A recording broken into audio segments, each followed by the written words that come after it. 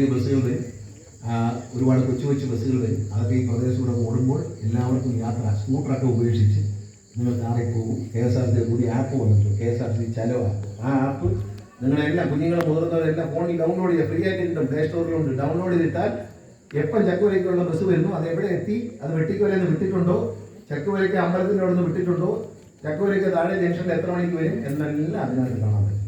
അവിടെ നിന്ന് ബസ് പുറപ്പെടുമ്പോൾ ഇവിടെ ഇരുന്ന് സീറ്റ് ഉണ്ടോ എന്ന് പോലെ അറിയാം. വേണമെങ്കിൽ ഇവിടെ ഇരുന്നുകൊണ്ട് ടിക്കറ്റ് എടുത്തിട്ട് ബസ്സിൽ കാണാൻ പറ്റും. എല്ലാ സൗകര്യങ്ങളും വരുന്നുണ്ട്. പൈസ കൊണ്ട് മുതിർന്നവരും പൈസ കൊണ്ടുവരും. KSRTCയിലെ കാർഡ് എടുത്തോളുക, നേരത്തെ പൈസ അടച്ചോളുക. ചില്ലറയ്ക്ക് പ്രശ്നമില്ല, കണ്ടക്ടർ ചില്ലറ എന്നുള്ള പ്രശ്നമില്ല. കണ്ടക്ടർ ചില്ലറയില്ലാതെ ബാഗിലൊക്കെ സ്ത്രീകൾ തപ്പി ചില്ലറയൊന്നും ഇല്ലയോ, കണ്ടക്ടറിന്റെ മുഖമൊക്കെ മാറും. സാറേ ചില്ലറയില്ല, ഓ നാശം എന്നൊക്കെ പറയും. അതൊന്നും ഇനി ഉണ്ടാവില്ല. ഈ കാർഡൊക്കെ എടുത്താൽ മതി, ആവശ്യമുള്ള പൈസ അതിൽ നിന്ന് എടുത്തോളും. ഇനി ബസ്സിനകത്ത് കിടന്നുകൊണ്ട് ഈ ടിക്കറ്റിന് ചില്ലറയില്ലേ ബാക്കിയില്ലേ എന്നൊക്കെ പറഞ്ഞുള്ള ഒരു വഴക്ക്. നിങ്ങൾ രണ്ടിനും കൂടെ 100 രൂപ മാറി എടുത്തോ എന്ന് പറഞ്ഞ് രണ്ടുപേരും വിടുന്ന പരിപാടി ഒന്നും ഇനി ഉണ്ടാവില്ല. അവിടെ തന്നെ അങ്ങനെയാണല്ലോ, പലരും കല്യാണം വരെ കഴിച്ചിട്ടുണ്ട്. ഇതിന്റെ ബാക്കി വാങ്ങിച്ചെടുത്തുള്ള ആണിനെയും പെണ്ണുങ്ങളുണ്ട്. അവർ അവസാനം കാർഡിലേക്ക് മാറി അപ്പഴാണെന്ന് പറഞ്ഞ് അവർ ലവ് ആയി, അവർ കല്യാണം കഴിച്ചിട്ടുണ്ട്. അങ്ങനെ KSRTC കണ്ടക്ടർമാർ കല്യാണം നടത്തിയ ഒരുപാട് സംഭവങ്ങളുണ്ട്. അപ്പൊ അതുകൊണ്ട് കുടുംബകലം ഉണ്ടാക്കിയവരുണ്ട്. കാരണം ചിതല മാറാൻ വേണ്ടി ഇവർ രണ്ടും കൂടി അപ്പുറത്ത് മുറുകാൻ വയ്ക്കുമ്പോൾ നിന്റെ ഭാര്യ വേർത്തുള്ള വയ്ക്കുന്നുണ്ടല്ലോ എന്ന് പറഞ്ഞതിന്റെ പേരിൽ കുടുംബം പിരിഞ്ഞവര് ഉണ്ട്. ആ സ്ത്രീ പറഞ്ഞിട്ടില്ലേ, ചിലരുടെ കണ്ടക്ടർ ചിലരുണ്ടാകുന്നതാണ്. അത്തരം യോജിപ്പുള്ള പ്രശ്നങ്ങളൊന്നും ഉണ്ട്. ഇനി അങ്ങനെയുള്ള കാര്യങ്ങളൊന്നും ഉണ്ടാവില്ല. അത്രയൊരു മാറ്റം. ദേശകുമാരുടെ മന്ത്രിയായിരുന്നിട്ട് എന്താണ് ചുമ പറഞ്ഞില്ലേ, വിശ്രമ ജീവിതത്തിൽ എന്ത് ചിന്തിക്കും എന്ന് ചോദിച്ചാൽ ഇത്തരത്തിലൊരു പ്രതിസന്ധി എനിക്ക് പരിഹരിക്കാൻ കഴിഞ്ഞു എന്നൊരു സമാധാനത്തോടെ ഞാൻ പോകും. അതുകൊണ്ട് എല്ലാവിധ നന്മകളും നേരുന്നു, കുഞ്ഞുങ്ങൾക്ക് വിജയം ആശംസിക്കുന്നു. നാട്ടുകാരുടെ മുഴുവൻ അഭിനന്ദനങ്ങൾ. സ്ഥലത്തെ MLA എന്ന നിലയിൽ എൻ്റെയും എൻ്റെ വ്യക്തിപരമായി മാത്രമല്ല നമ്മുടെ ഈ നാട്ടിലെ എല്ലാവരുടെയും അഭിനന്ദനങ്ങൾ എൻ്റെ കുഞ്ഞുമക്കൾക്ക് നേർന്നുകൊണ്ട് ഞാൻ വാക്കുകൾ ചുരുക്കുന്നു. നന്ദി, നമസ്കാരം.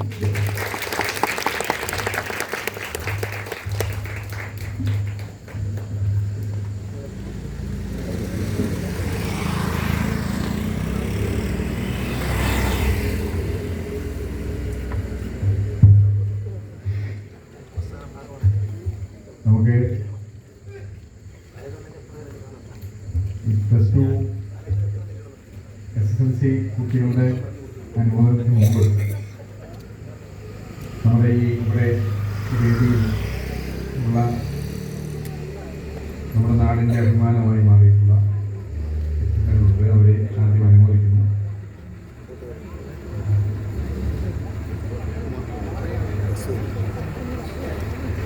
അതിലെ ശ്രീജിത് ബാബു നിരവധി സിനിമകളിൽ നടനായും അതുപോലെ തന്നെ സംവിധായകനായും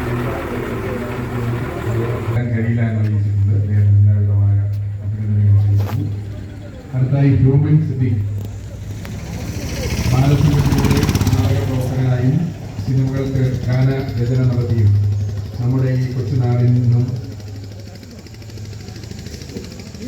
പഴയ ഗ്രന്ഥശാല പ്രവർത്തകൻ കൂടിയായി ഉയർന്നു വരുന്ന പ്രിയപ്പെട്ട സഹോദരൻ ശ്രീ ഹ്യൂമൻ സിദ്ദീഖിന് ഗ്രന്ഥശാലയുടെ ഉപഹാരം നൽകി ആദരിക്കുന്നതിനായി ബഹുമാനായ മന്ത്രിയെയും സിദ്ദീഖിനെയും വേദിയിലേക്ക് ക്ഷണിക്കുന്നു.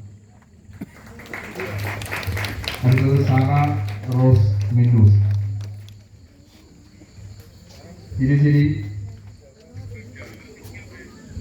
ഒരിച്ചിരി ബമ്പർച്ചിരി എന്ന റിയാലിറ്റി ഷോയുടെ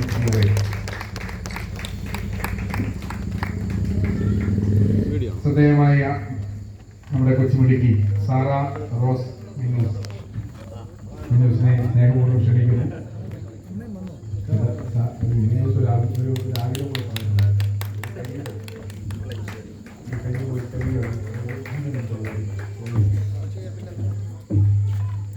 കഴിഞ്ഞ ഒരു ചെറിയ പ്രോഗ്രാം മിന്നൂസിന്റെ. അടുത്തത് ഇപ്പോ നിരവധി സീരിയലുകൾ അഭിനയിക്കുന്നു.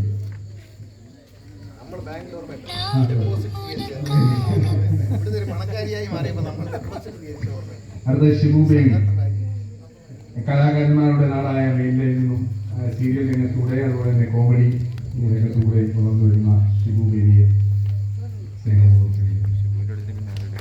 ധ്രുവൻ സന്തോഷ് ലൈവ് ചിത്രകാരനാണ്. നമ്മുടെ സോഷ്യൽ മീഡിയയിൽ ഇപ്പോൾ ഈ അടുത്ത സമയത്ത് മുഖ്യമന്ത്രിയുടെ ലൈവ് വീഡിയോ വരച്ചു കൊടുത്ത് സല്യൂട്ടൊക്കെ സ്വീകരിച്ച ഒരു വീഡിയോ വരുന്നുണ്ട്. അതുപോലെ സന്തോഷം. പോലീസ് ഉദ്യോഗസ്ഥനായ സന്തോഷിന്റെ മകനാണ്.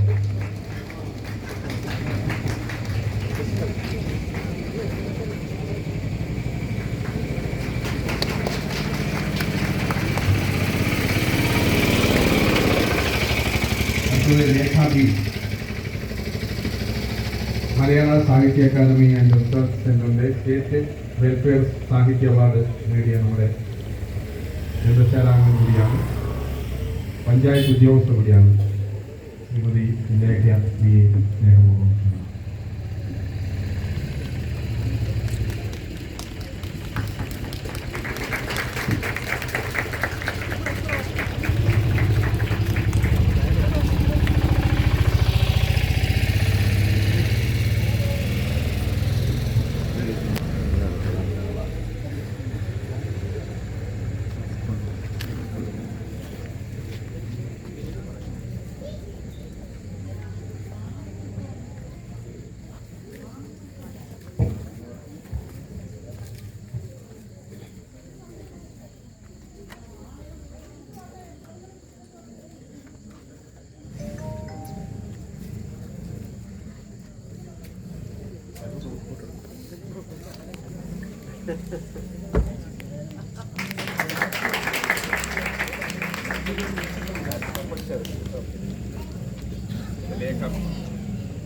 ലേഖ ബി കവിയാണ്, പഞ്ചായത്ത് ഉദ്യോഗസ്ഥ കൂടിയാണ്, നമ്മുടെ ഗ്രന്ഥശാലാംഗമാണ്. മഞ്ജുള ശ്രീമംഗലം കവിതാ സാഹിത്യത്തിൽ